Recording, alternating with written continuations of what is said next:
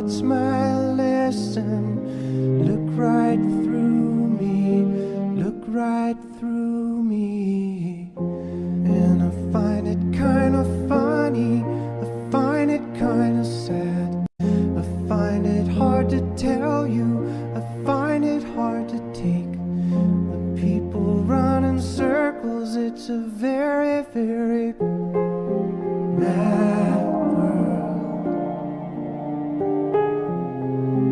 Mad world. Enlarging your world. Mad world.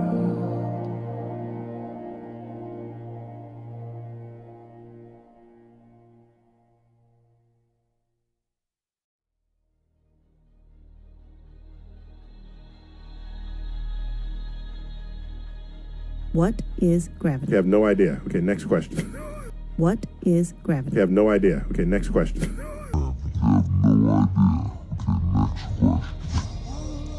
Wow. No, here's the difference. We can describe gravity. We can say what it does to other things. We can measure it, predict with it. But when you start asking, like, what it is, I don't know. The flat Earth model, all of the heavenly bodies are orbiting the magnetic center of the known universe, which is fixed at our North Pole, the magnetic center. Since we live on a flat Earth, a compass needle will always be attracted to the center of the world, not the top of the globe. This attraction to the center is apparent even when in the southern hemisphere. So the heavenly celestial bodies are orbiting us, and we're stationary. This means there's some type of force causing these bodies to be weightless and orbit us. I think the ancient builders were probably aware of this principle, and it explains how they were able to build structures such as the pyramids. If you're familiar with the Coral Castle down in Florida, a single man built a castle made of extremely heavy rocks very quickly and with almost no help or machinery. He never disclosed his method, but I suspect it had something to do with this magnetic energy that causes the moon and the sun to orbit us. Indeed, I believe that Nikola Tesla was aware of this force, and so he was able to invent free wireless energy and wireless communications, but more importantly, wireless energy, well before the internet was even close to being theorized. So even newfangled zero-point energy fields, which are being researched by very fringe scientists, seems to be akin to this electromagnetic force, which is causing the celestial bodies to orbit us. Who knows? Also, the relationship with the Earth and the Moon is demonstrably of the electromagnetic variety, and certainly nothing like gravity would explain, without all the major coincidences, of course. So, if the Moon is orbiting us in response to an electromagnetic phenomena, it makes a lot of sense that one face of the Moon would be attracted to the face of our world, and that would perfectly explain that one face being ever present. Furthermore, since the Moon is a lot closer in the flat Earth model, it makes sense that its electromagnetic pull would affect the world's oceans. If you take a balloon and rub it against your hair, and then take that statically charged balloon near a tap, running tap with water, the water will bend. This proves that our tides could indeed be caused by the Moon's electromagnetic field, or possibly a static electric charge, but not a gravity field. Indeed, if the Moon were close enough to pull on our oceans with its measly gravity, the much greater Earth gravity should have pulled the Moon into our world a long time ago. This proves the conventional model is totally wrong and not just unlikely. And it proves there's a logically sound, verifiable alternative to the conventional accepted model. At any rate, on the flat Earth, gravity is not necessary. Gravity was a theory dreamed up to explain why we're not flung from the surface of the Earth at 1,000 miles per hour. Since our world is demonstrably not spinning, then we don't need gravity in our model. What goes up must come down is a law of physics. Gravity is a theory necessary only in the globe model. In the flat Earth model, what goes up must come down is explained sufficiently by the simple laws of density and buoyancy. Lighter, less dense objects find their way up, while heavier, denser objects find their way down. It's the natural order of things, and there's no need for gravity to explain it. If you take a beach ball filled with air, for example, and try to hold it underwater, you'll notice that it's difficult to hold it underwater, and it gets more and more difficult the deeper you get. When you let go of the ball, it will race to the surface of the water. So I suppose we should believe that the beach ball is somehow an anti-gravity device. It's beneath the water with all that pressure above it, plus all the gravity, in quotes, gravity pushing down on it. The beach ball should remain underwater according to the theory of gravity. However, it invariably races to the top because it's simply acting in accordance with the natural laws of buoyancy or density. Same thing with a hot air balloon. It's about temperature, density. The North Star Polaris is indeed a proof that the model is wrong and not just a crazy coincidence that needs to be splaned in the globe model. You simply cannot argue the North Star could maintain such an alignment for any duration, given our arbitrary, wobbly North Pole in your model. The North Star is simply at the very top of the celestial bodies orbiting above us and has the tightest path around the center. That's the only explanation for how it remains fixed in alignment with our North Pole forever, or for any duration whatsoever. Now, Einstein was once asked how it felt to be the smartest man alive, and Einstein's reply was, "I don't know. You'll have to ask Nikola Tesla." So now I'm going to go over, talk to Nikola Tesla, and see what he has to say.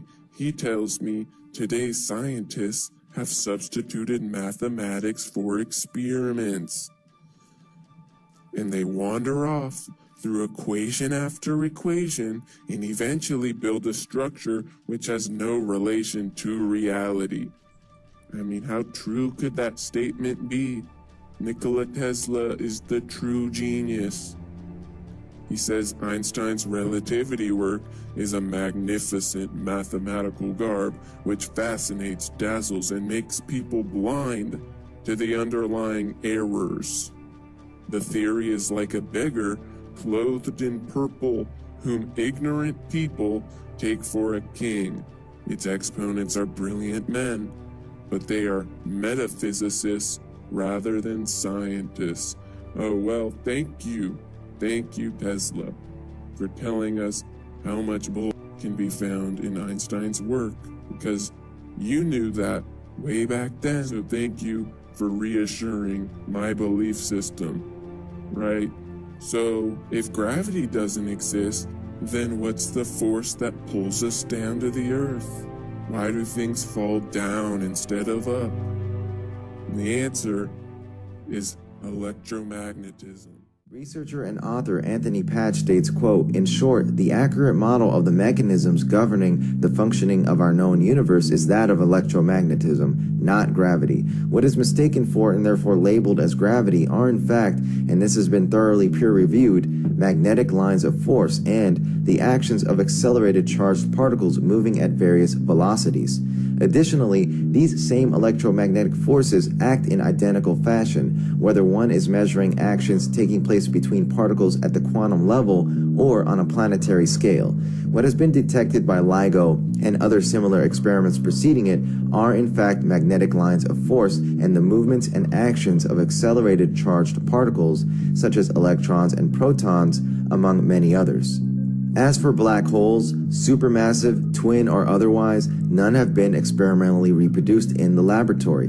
None have been measured in terms of electromagnetism. None have been moved from the chalkboards of theory to factual and provable constructs nor mechanisms. Many scientists will back me up on this statement. To define what are labeled as black holes, one must look beyond the, again, theoretical labels of dark matter and dark energy, neither of which have been proven to exist, and yet are considered as constructs of black holes.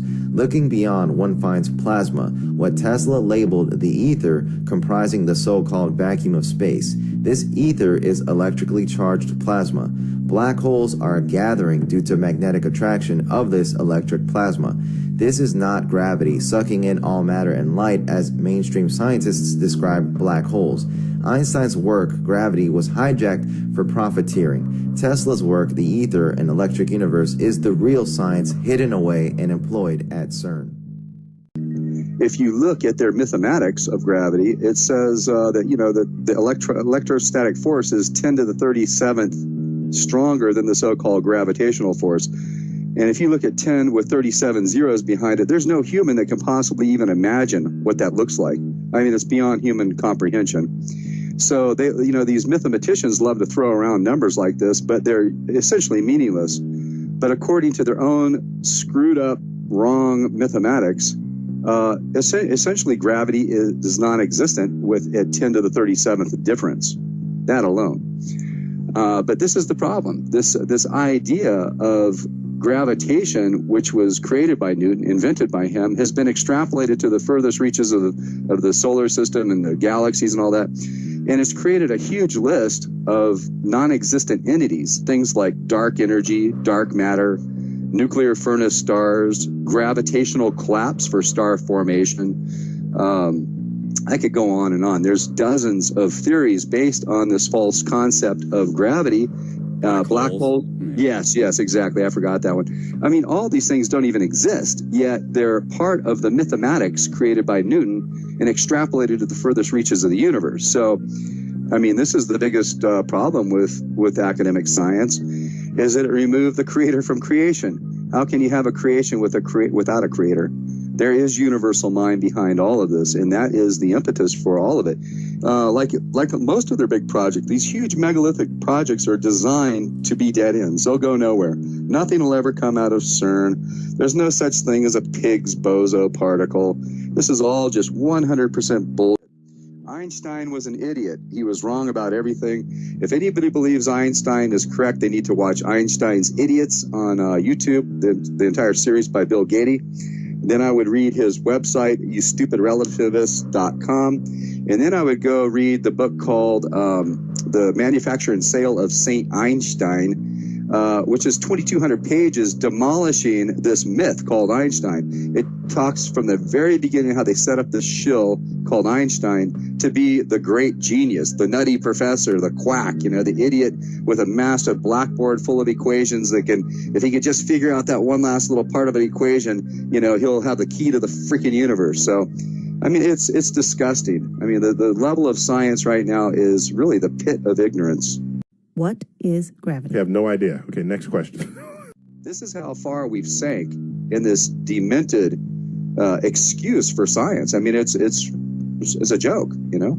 I mean, we're living in a sea of energy. We're bathed in electricity. It's passing through us like crazy. He was able to, you know, in Colorado Springs, he was able to develop this means of creating this resonant electrical lines of force, which you would be able to tap into with your home or your car or whatever. You'd be able to power it wirelessly. And so he wanted, you know, Morgan and these other guys that he was working with at the time to, you know, bring this technology to humanity and give everybody free energy. But that was not allowed. I mean, they were too heavily invested in railroads and oil and coal and timber and all sorts of other stuff that they could burn up and blow up and stuff. So they didn't want to go that route. So we've basically, you know, the powers that be have definitely known what the true physics is since at least then. They've known how to suppress this and keep this out of, you know, the public's view and keep us enslaved into this hideous, you know, explosion-based slave technology that's destroying the world. Free energy already exists. The military is using this stuff. They keep it from us. And, you know, my goal was always to try to get as many people to understand that the so-called thing called free energy actually exists. And then we would get to a point where people would demand that the powers that be release this stuff to us. So I mean, it can happen right now. I mean, it's not like it's something that's far off or whatever. The technology exists. The military's got it right now, but it's existed since 1892 at least, and probably further back.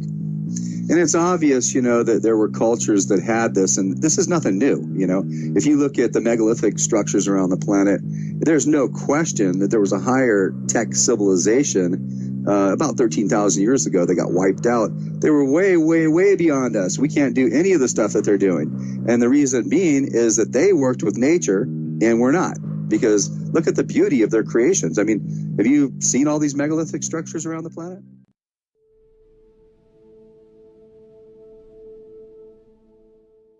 Now, instead of looking this as a circle, just think it as an infinite point without spatial volume. And if we look at it this way, we're more easily able to understand it. We think of this as an indivisible line that actually has no extension. We're talking about unmanifest inertia, or what quantum mechanics and general relativity and their insanity have called dark matter or quantum fluid, which is just nothing other than a euphemism for what Tesla, Heaviside, Steinmetz, Faraday, and all the greats of electrical theory that gave us 100% of our current electrical grid and system. Einstein gave us nothing of that. Nothing, okay? He invented nothing, he discovered nothing, and his quote-unquote theory of relativity is mostly stolen from Henry Poincaré. Now, as you've seen underneath the ferrocell, a magnet, doesn't matter what shape it is, looks exactly like this. It looks like a torus. Let me show it to you in a slightly uncompressed fashion. There you go. You actually see a torus, a toroid, a spirograph, a hypertrochoid. That's the expression of the loss of inertia. Now, as Faraday called magnetism, he called it the dielectric field. But what does that mean specifically? It means that the necessitated loss of inertia, i.e. the ether, must be expressed as the creation of space, and of course the posterior attribute of the creation of space is a measure of movements of magnitude, which we call time, but of course time does not exist.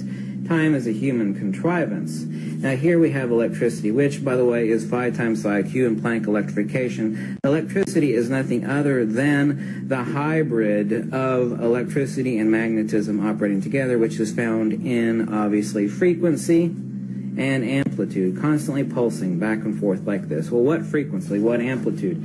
Obviously, we have the entire EM spectrum, and we have electricity. So electricity is a hybrid of dielectricity and of magnetism, operating at a frequency and an amplitude. So electricity terminates not into magnetism, as wrongly thought, but as magnetism by losing its dielectric component. In other words, all that electricity that is actually brought through electromagnet to lift up dead cars so they could be scrapped is nothing other than the loss of the dielectric component of electricity, which means you have an extremely high Gauss field that is able to pick up multi-ton cars with that electromagnet. It is that electricity terminates as magnetism by losing its dielectric component, not into magnetism, but as magnetism, because electricity is a hybrid of dielectricity and magnetism. Phi times psi equals Q, Planck, and electrification. Electricity, by definition, denotatively, is a combination of two things, dielectricity and magnetism. So by losing its dielectric component, the electricity manifests itself in the electromagnet, for example, as a huge, enormous, very powerful high Gauss magnetic field. Gravity, like electricity, is nothing other than a hybrid. So what is gravity? Well, we talk about what denotes gravity. We're talking about mass, i.e. matter. Matter is nothing more than a dielectric condensate. Okay? It's like taking carbon dioxide and freezing it to its solid state. Okay? Gravity is nothing other than dielectricity. Gravity is no different than turning on your TV set and actually shining a light off from the side and seeing the little dust particles actually head to the TV set and stick to the TV set. That's why your front of your TV set, especially little CRT tubes, got so dusty. The dust in the air would go gravitate to the front of the tube. That is the exact same thing as gravity. People think that is an electrostatic charge, or like you charge a balloon up and you pull someone's hair to it. That same acceleration, not force, that same acceleration is what we ignorantly call gravity. Gravity itself is an autonomous acceleration, of which a lot of people call it incorrectly a force, does not exist. It's like, what do you mean gravity doesn't exist? All of a sudden you drop this and there's gravity. What is gravity? I have no idea. Okay, next question. Gravity. What I mean specifically is that gravity does not exist. It is not an autonomous force. It's definitely not a force, which of course even the idiots of general relativity and quantum mechanics will admit to. They call it an acceleration, but an acceleration of what? By what? We need explanations, not descriptions, and all that general relativity and quantum mechanics provides are descriptions, not explanations. It is a dielectric acceleration. It's dielectric avoidance. Okay, it is the loss of force and motion. 100% of the visible universe is magnetism. Okay, the entire atomic structure of an atom in picometers, as it measured in picometers, is due to magnetism. So dielectricity, electrostatics, electricity, magnetism, and quote-unquote gravity are one thing only.